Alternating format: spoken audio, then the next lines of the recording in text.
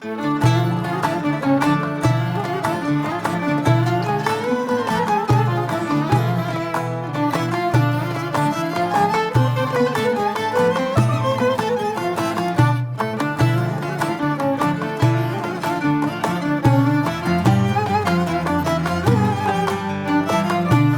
φωτιές.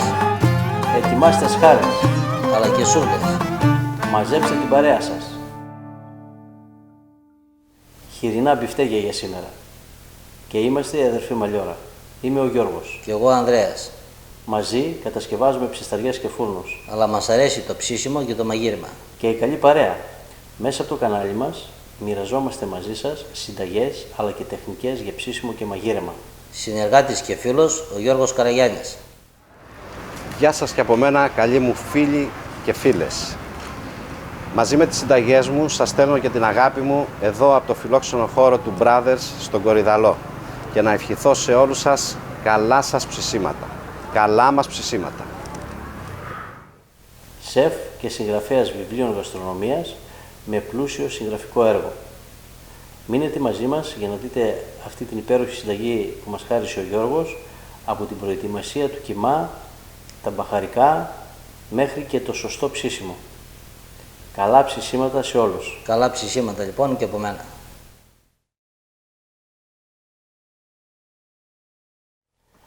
Σήμερα θα σας δείξουμε μια πάρα πολύ καλή συνταγή για χοιρινό μπιφτέκι. Είναι απλή, αλλά είναι πάρα πολύ νόστιμη. Γιατί και... τα ξεχώρισες, γιατί έβαλες με ένα πιο λίγο εσύ περισσότερο. Τα αλλάξαμε. Όχι, είναι κιμάς χοιρινός από άλλο μέρος του ζώου και αυτό είναι από άλλο μέρος του ζώου.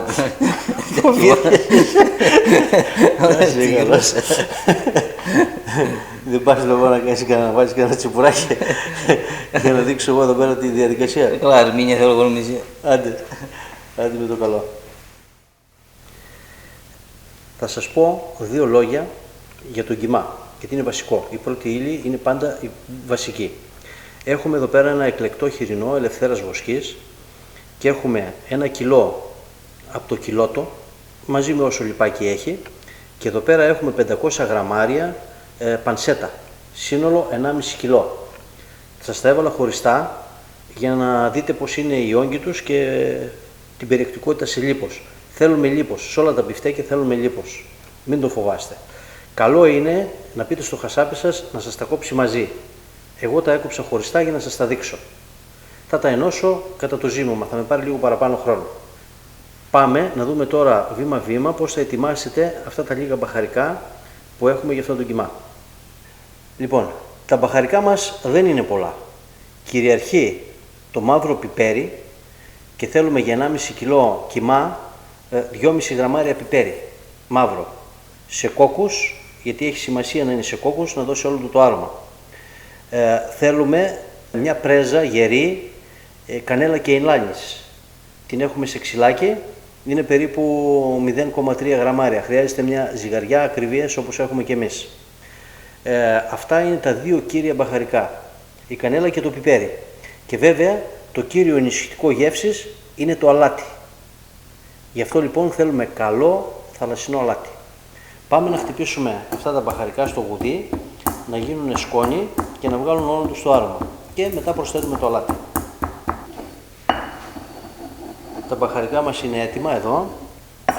Θα ρίξουμε και το αλάτι, όπως είπαμε καλό θαλασσινό αλάτι, ανθό αλατιού ή αλάτι βράχων που χρησιμοποιούμε εμείς.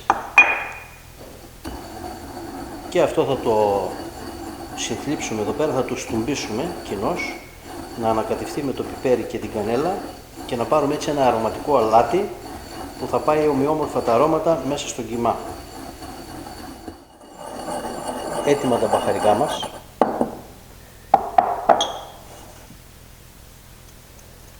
Έχω αναμίξει ήδη τους δύο κιμάδες.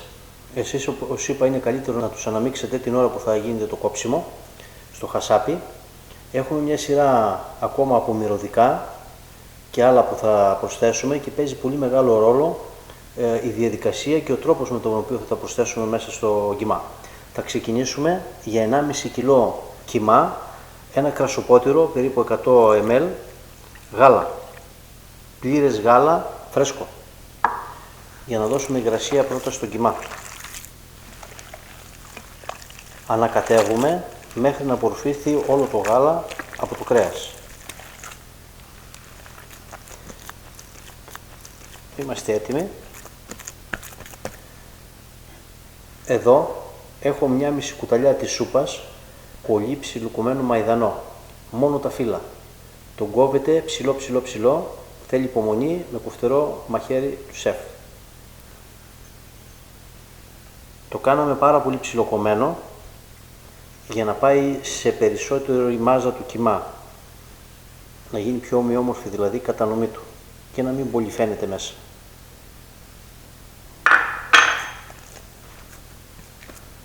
Θα προσθέσουμε και μια μισή κουταλιά του γλυκού γεμάτες ξύσμα από πορτοκάλι, εκείνη της εποχής τώρα τέλος του φθινοπόρου.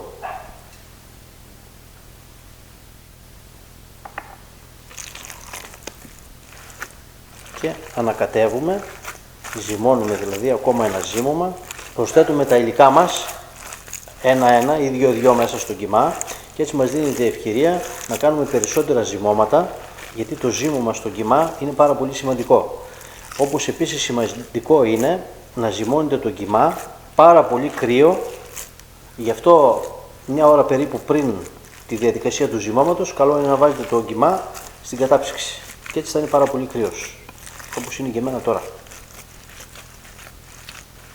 Μοσχομυρίζει.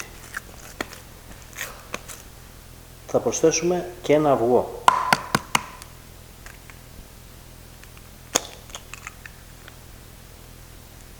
Δεν βάζουμε πολύ αυγό στους κιμάδες, γιατί το αυγό όταν είναι σε μεγάλη ποσότητα σφίχνει το κιμά. Και θα πάρουμε μπιφτέκια σφιχτά. Ενώ επίσης θέλουμε μπιφτέκια αφράτα, ζουμερά. Βλέπετε τώρα ο κιμάς έχει αποκτήσει πολύ υγρασία και κάπου εδώ, σε αυτό το σημείο, καλό είναι να προσθέσουμε σταδιακά τα μπαχαρικά μας με το αλάτι. Προσθέτουμε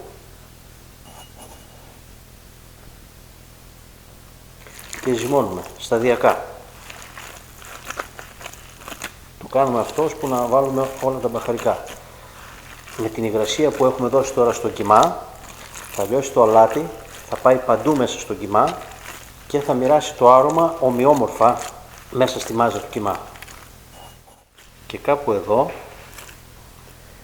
θα προσθέσουμε ένα υλικό που είμαι σίγουρος πως δεν το έχετε ξαναπροσθέσει σε κιμάδες και μιλάμε για ψύχα γυαλεσμένη στο μούλτι. Ψύχα λοιπόν από πίτα γύρου, μια μισή πίτα γύρος, τις μικρές πίτες, στο μούλτι το έχουμε χτυπήσει και αυτό θα το προσθέσουμε στο κιμά.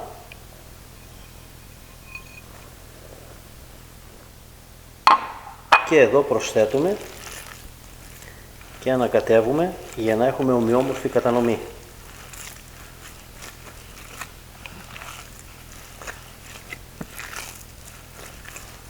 Καλή ανάμειξη. Το μυστικό της επιτυχίας του κιμά. Το καλό ζύμωμα. Και φυσικά το λίπος για να πάρετε αφράτα μπιφτέκια. Δεν τελειώσαμε. Έχουμε ακόμα ένα υλικό το οποίο και αυτό θα κάνει σημαντική διαφορά στο χοιρινό μπιφτέκι και έτσι θα γευτείτε ένα πραγματικά μοναδικό μπιφτέκι όπως μας την έδωσε τη συνταγή ο Γιώργος, ο Καραγιάννης. Και φυσικά πριν σας τη δείξουμε την δοκιμάσουμε σε άλλο ψήσιμο ιδιωτικό.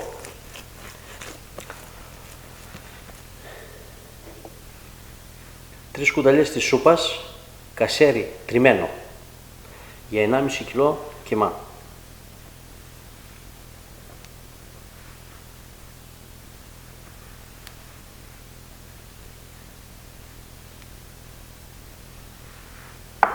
Είναι μια πάρα πολύ σημαντική λεπτομέρεια για αυτή τη συνταγή. Ένα καλό κασέρι ελληνικό. Και τώρα καλό ζύμωμα και επειδή ο κιμάς μας έχει σφίξει λίγο, εδώ χρειαζόμαστε νερό για να βρέχουμε τα χέρια μας. Μαγειρεύουμε για το σπίτι μας, για μας, και μας αρέσει να μαγειρεύουμε και να ζυμώνουμε τον κιμά με γυμνά χέρια. Είναι απόλαυση.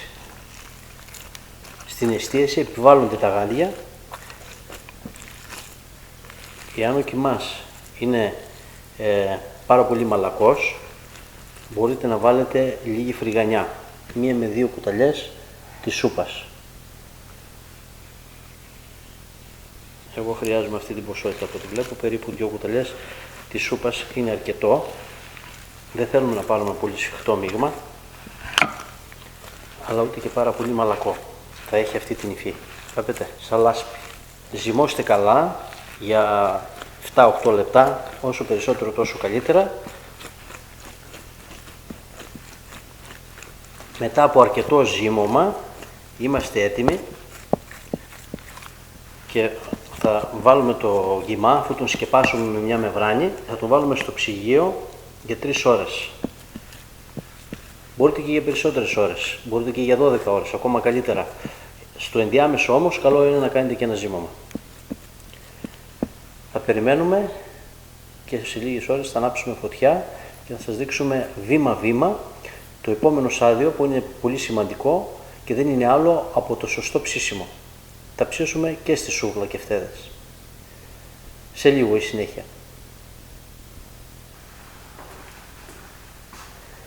Όση ώρα θα περιμένουμε εδώ για το κιμά, ο Ανδρέας έφτιαξε τσιπουράκια. Βλέπω εδώ πέρα είναι όλα εποχής. Κόρτα, λιαστή ντομάτα, μπρόκολο, ηλιές. Τσιπουράκι θέλει λίγο μιζέ. Έτσι. Δεν θέλει μιζέ όπως στο ζυρί που δεν πάμε για τσίπουρο, πάμε για φαγητό. Εκεί πάμε για φαΐ και μάλιστα το σκασμό. Το τσιπουράκι είναι απεριτίφ. Με άλλα λόγια είναι ορεκτικό και θέλει λίγους μεζέδες για να μας προετοιμάσει να πάμε για το φαγητό.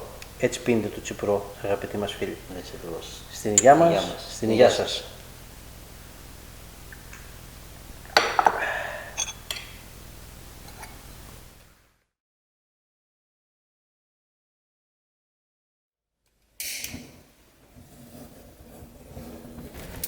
Τα κάρβουνα άναψαν, σε 20 με 25 λεπτά θα είναι έτοιμα για να ψήσουμε.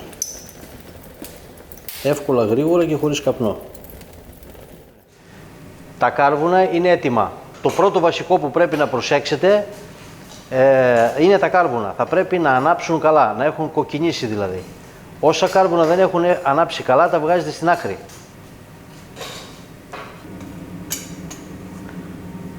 Τώρα αν τα κάρβουνα εκπέμπουν μεγάλη θερμότητα, όπως εδώ τώρα, που βλέπετε είναι πάρα πολύ κόκκινα, μπορούμε να μειώσουμε τη θερμότητα που εκπέμπουν ρίχνοντας στάχτη. Με αυτόν τον τρόπο, εκτός από το ότι μειώνουμε τη θερμότητα που εκπέμπουν τα κάρβουνα, θα βοηθήσουμε τα κάρβουνα να κρατήσουν περισσότερη ώρα για ψήσιμο. Εμείς θα ψήσουμε εδώ πέρα και μερικά κεφτεδάκια στη σούβλα και το ψήσιμο αρχίζει με τα λαχανικά. Μπρόκολο πρώτα. Μπρόκολο που είναι και αυτό στην εποχή του, επειδή είμαστε τέλος φθινοπόρου. Κεφτέδες στη σούβλα. Τα κεφτεδάκια για να σταθούν καλά στη σούβλα πρέπει να είναι 30 με 35 γραμμάρια. Αυτά είναι 35 που βλέπετε. Και μετά βάζουμε τη σχάρα. Και αμέσως πριν ζεσταθεί. Ναι, εμείς βάζουμε τα μπιφτέκια σε κρύα σχάρα.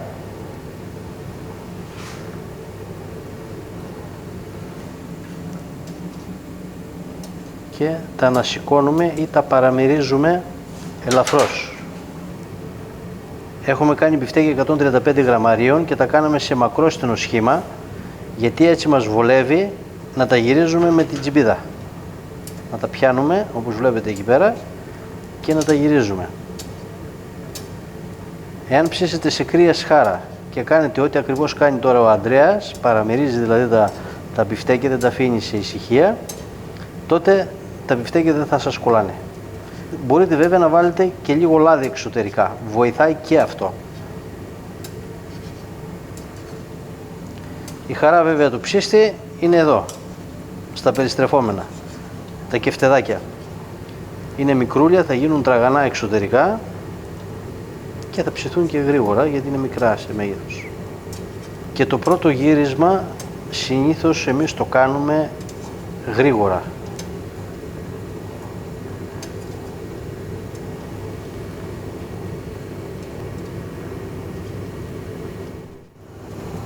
Συνεχίζουμε τα γυρίσματα. Εμείς κάνουμε τακτικά γυρίσματα και θα σας εξηγήσω γιατί. Για δείτε εδώ που έχουμε περιστροφή, δηλαδή συνεχόμενο γύρισμα. Γυρίζουμε πριν εμφανιστούν υγρά στην πάνω επιφάνεια από τα μπιφτέκια. Είναι σημαντικό αυτό που σας λέω, γιατί τότε χάνουμε τα υγρά. Γι' αυτό λέμε ότι η περιστροφή είναι ο καλύτερος τρόπος ψησίματος, γιατί έχουμε ένα συνεχόμενο γύρισμα. Θα δείτε στο τέλος πόσο ζουμερά θα είναι τα μπιφτέκια μας.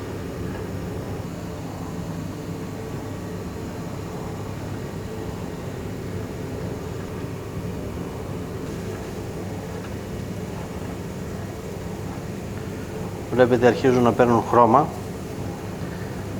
Το χρώμα εξωτερικά δεν είναι πάντα ένδειξη ότι έχουν ψηθεί και εσωτερικά.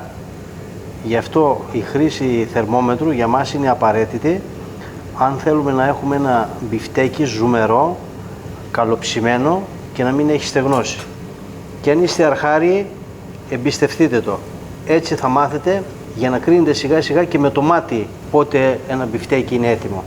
Εμείς θα αρχίσουμε να σας δείχνουμε θερμοκρασίες από νωρίς. Δεν το κάνουμε αυτό όταν ψήνουμε για μας, το κάνουμε μόνο τώρα για να σας δείχνουμε πώς είναι η πορεία του ψησίματος.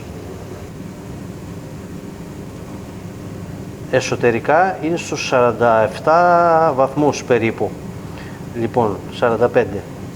Εδώ πέρα μιλάμε για χοιρινά μπιφτέκια, είναι ακατάλληλο καταρχήν για να το φάμε.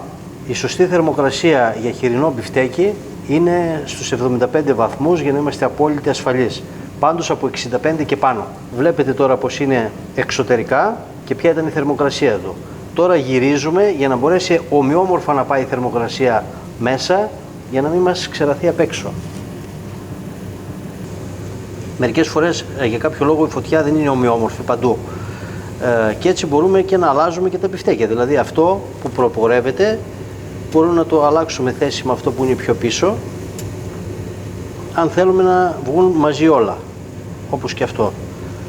Μπορεί να πάρει τη θέση αυτού. Δηλαδή γυρίζουμε συνέχεια τα κεφτεδάκια. Γι' αυτό κάνουμε και εδώ αρκετά γυρίσματα. Προσπαθούμε να μιμηθούμε την περιστροφή. Θα ξαναπάρουμε πάλι μια μέτρηση, περισσότερο για να δουν οι φίλοι οι οποίοι μαθαίνουν τώρα να ψήνουν. Βλέπετε ότι το ψήσιμο έχει προχωρήσει αρκετά, φαίνεται από την πάνω επιφάνεια, έχουμε πάρει κρούστα. Η θερμοκρασία είναι στους 69,5, λίγο ακόμα δηλαδή και θα τα βγάλουμε. Έχουμε και το χρώμα που θέλουμε. Εδώ είναι τα μπιφτέκι μας ασφαλή. Από εδώ και πέρα θέλει προσοχή να μην τα στεγνώσουμε. Δεν είναι όλα στον ίδιο βαθμό ψημένα. Εδώ είμαστε λίγο πιο πίσω. Βλέπετε. Καλά, τούτα τα μικρούλια είναι σχεδόν έτοιμα. Έχουν αρχίσει και αφρίζουνε. Αυτά είναι έτοιμα. Λίγο χρόνο να πάρουν. Ξεκινάς, Αντρέα, ναι. Και να είσαι προετοιμασμένος γιατί θα περιμένουμε 6-7 λεπτά. Από το δεύτερο κοντοσό. Από το πρώτο. Από το πρώτο, δεν έχει από το δεύτερο. Όλα τα μπιφτέκια μας τώρα είναι ψημένα καλά, εκτός ίσως από αυτό και από αυτό. Είναι στη θερμοκρασία που το θέλουμε, απλά τα αφήνουμε να πάρουν λίγο χρώμα. Αυτό το στάδιο είναι πολύ κρίσιμο, γιατί αν τα αφήσουμε παραπάνω από ό,τι πρέπει θα στεγνώσουν. Εδώ βλέπετε με την περιστροφή πως αφρίζει το κεφτεδάκι και αυτό είναι έτοιμο, απλά εμείς θέλουμε να το κάνουμε ροδοκόκκινο έξω για να δώσουμε και έξτρα γεύση. Βγαίνουνε. Ένα τελευταίο γύρισμα εδώ και είμαστε έτοιμοι.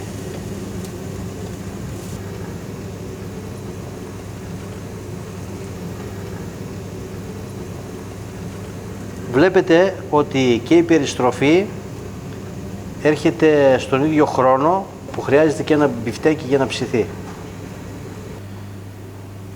Βγάζουμε τα μικρά με την περιστροφή. Ναι, μην αγγίξω όμως, Όχι. Είπαμε, θα τα σκεπάσουμε 6-7 λεπτά. Σκέπασε τα αυτά και βγάζουμε και τα μπιφτεκάκια.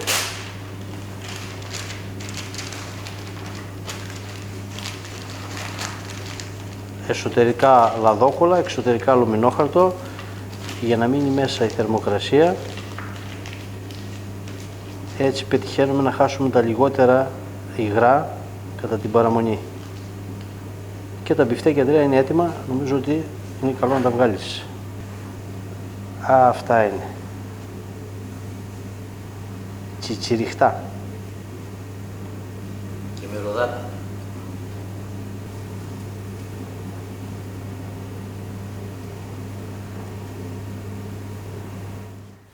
Ήρθε η ώρα. Επιτέλους. Πού το ξεκινήσουμε, πού εδώ. Και το ίδιο. Κάτσε εγώ λέω που εδώ βέβαια. Για να βάλτε αυτό από εκεί. Λοιπόν, θα πούμε δουλειά πάνω σε. Να δούμε καταρχήν αν είναι ζουμερά. Εγώ θα δω αν είναι γευστικά. Βλέπετε, πόσο ζουμί έχουνε. Μελωδιά. Του κάτι άλλο.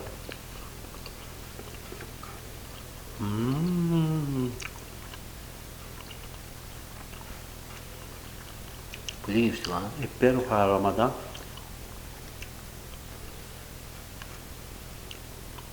Το πορτοκάλι το κάτι άλλο. Ένα μοναδικό, ένα γευστικότατο μαλακό και ζουμερό μπιφτέκι.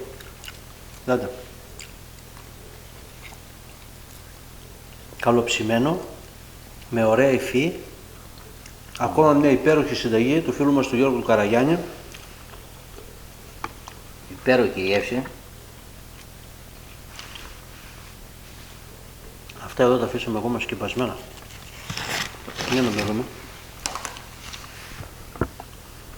Να τα πάμε να μοιράσουμε.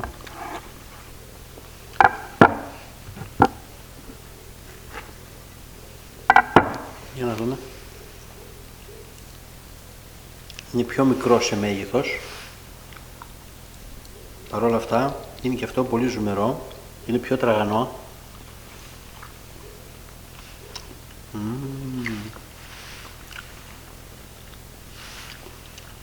Τι λέει.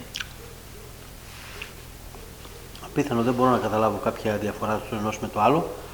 Απλά έχουμε ξεκούραστο ψήσιμο. Είναι πιο τραγανό εξωτερικά. Και με όμορφο χρώμα, Ναι, με όμορφο το χρώμα, με όμορφο ψημένο. Βέβαια, όταν είναι μεγάλο σε μέγεθος το μπιφτέκι, έχει άλλη υφή σε σχέση με ένα μικρό κομμάτι. Άλλο οι κεφτές, άλλο το μπιφτέκι. Κρασάκι δεν βάλαμε. Τόσα τσίπρα που είχαμε θέσει και μόνο πάνω τώρα. Λίγο. Ναι, είναι για άλλο. Μουσία μου δεν πιες. Για θέλω κι εγώ. Λοιπόν, δοκιμάστε αυτή την υπέροχη συνταγή του φίλου μας του Γιώργου του Καραγιάννη και θα είναι μια πολύ καλή αφορμή για να μαζέψετε την παρέα σας στο επόμενο ψήσιμο. Έτσι. Καλά ψησίματα σε όλους. Καλά ψησίματα λοιπόν και από μένα. Να είστε καλά.